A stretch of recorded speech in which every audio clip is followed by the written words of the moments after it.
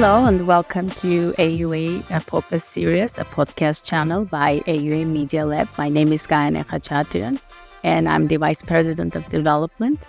Today, our conversation is going to be with Dr. David Essayan, an AUA benefactor and Board of Trustee. Welcome, David. Thank you. Great to be here. David, you and Susan, you have been long-standing supporters of the university. You were introduced to AUA at the institution's 25th anniversary celebration, and shortly after, you became one of our 100 pillars. Later on, established an endowed scholarship fund to support female students who were pursuing degrees and continue pursuing degrees at the Essayan College of Science and Engineering. What inspired you to become supporters of AUA and later on join the AUA Board of Trustees? Thank you for the opportunity to be with you today. As you know, we were introduced to AUA by Ed Avadisyan, a very close family friend of Susan's and mine. Ed told us about AUA, and it just seemed like such a wonderful institution. We really felt the need to support it. We had the opportunity to actually visit AUA for the first time in 2015, and we were absolutely captivated by the faculty, the administration, and most importantly, the students, their passion, their dedication, and their thirst for education, the very things that AUA is able to provide. And, you know, Susan and I are firm believers in the importance of education for building a strong and prosperous nation. Susan and I are the grandchildren of genocide survivors. We've been very fortunate in our careers, and this is our opportunity to give back to the country of our origin. And we thank you for that very much. David, what inspired you to go into the science education? I can ask you that.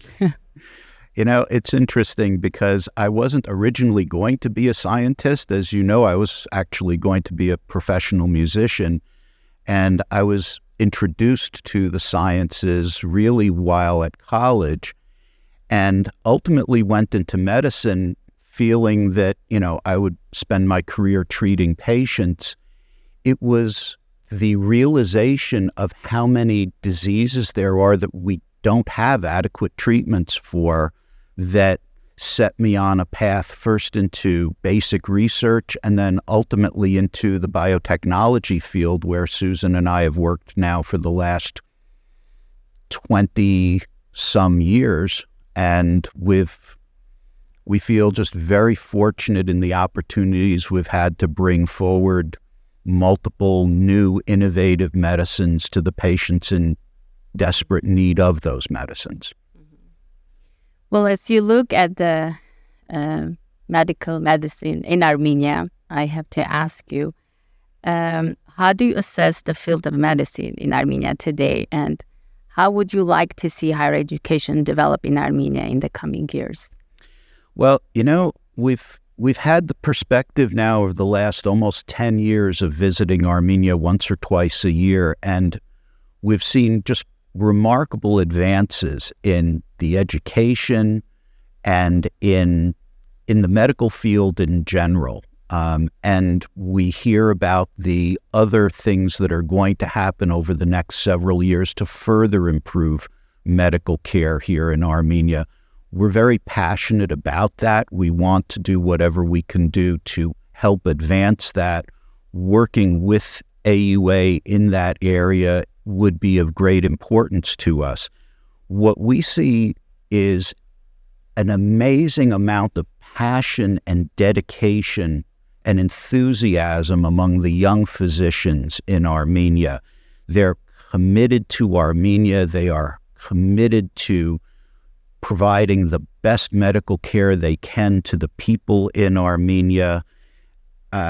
It's remarkable what these young physicians are capable of, and we're just very, very taken with them and want to do what we can do to help. Mm-hmm. And what would you like to see at AUA what would you want to see differently in terms of the academic programs? I wouldn't say anything different. I think just more.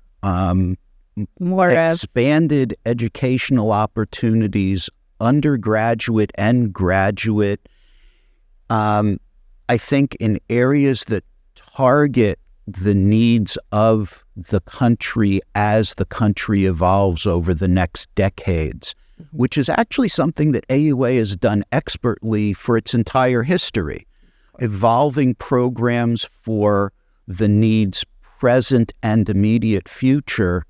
And I see the opportunity for AUA to continue to do that, to enhance the economic and geopolitical security of Armenia, to continue their efforts in nation building. AUA is very blessed in having a transparent system, in a system that engenders trust in the donors and the supporters. They have an incredible track record of educating leaders in a variety of fields. I think, the support that AUA gets from the diaspora is, it's obvious among people in the diaspora that this is the place to support to help advance Armenia. Mm-hmm. And one of our co-founders, Gaiane Khachatryan, keeps saying that AUA is the best investment that the diaspora and communities have made in Armenia, and that's very true.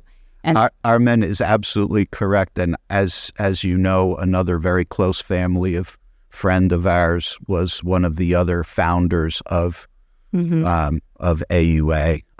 Susan grew up with them in Los Angeles, so it is really the best investment. Exactly. And you spoke about the academic programs, excellence in education, and it validates all the work that we do. The accreditation, WASC accreditation, recently the institution received its, the accreditation was renewed for another 10 years, which, it's a rare case. It's unheard of. A 10-year, they don't provide longer than 10 years, and I don't think I can't even remember the last time an institution got that. It's remarkable. It really is a testament to the quality of the programs here and the trust that the international community has in AUA. Mm-hmm. Well, going back to your music education, science and music, you are classically trained pianist and multi-instrumentalist. How do you think music education can support and enhance knowledge acquisition in formal education subjects? Well, about my passion with music. It's remarkable to me how many scientists that I've worked with over the years are also musicians. And I really do think it's one of those left brain, right brain kind of balances. I find I use music to help me focus, to help me concentrate, to help me find solutions to scientific problems that I might be facing in the laboratory or in a development program that I'm working on. It's really a part of the soul of an academician and a researcher to have that sort of balance. I think it is very important. There's a lot of studies that show that music exposure in young children helps them advance and helps them in their education and in their futures. So I'm also a big proponent of music education and music exposure. We support those causes as well. It's a wonderful balance. Well, I grew up in Armenia, and I want to say a vast majority of our class did go into either piano or violin. And of course, my parents were no different. They felt that I have to go to piano school. And I would argue every day because it was hard work and no child wants hard work. But I'm grateful that I did go through the music education. When I'm stressed out, I will play a piece or two and it will do the work. And I'm very grateful that I had that opportunity. One of the things that I love about Armenia is that there is music everywhere. And we don't have that as much in the United States, but I feel as though I walk around the streets of Yerevan and there's music emanating everywhere. And it's not just one kind of music. You'll go from hearing traditional Armenian music to contemporary to classical to jazz. It's a wonderful feeling being here. And just everything about Armenia is just, it's really home. It is. David, you and Susan are truly visionary philanthropists.